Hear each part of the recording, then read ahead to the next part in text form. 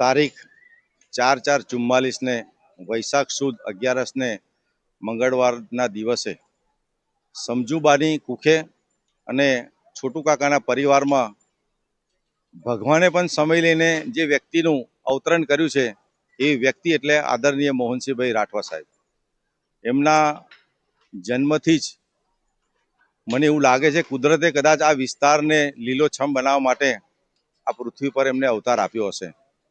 આદરણીય મોહનસિંહભાઈના પરિવારની લાગણી પણ પહેલેથી સેવાભાવી હતી અને આ પરિવારના સ્વપ્નો પૂરા કરવા માટે સરકારી નોકરીઓ મળવા છતાં પણ મોહનસિંહભાઈએ આ નોકરી નહીં કરી અને સમાજ સેવાનો માર્ગ અપનાવેલો.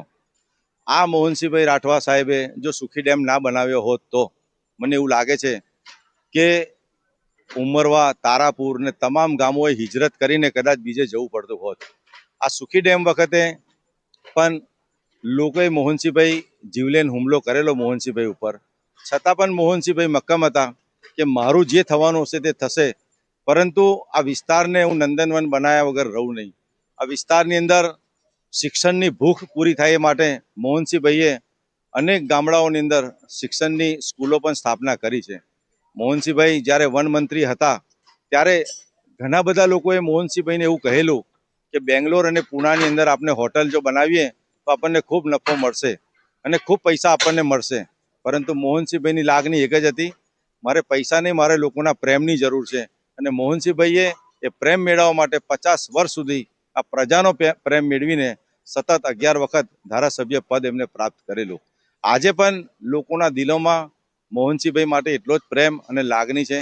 આ પરિવાર નહીં પણ આ વિસ્તાર મોહનસિંહભાઈને કદાપી ભૂલી શકે એવો નથી.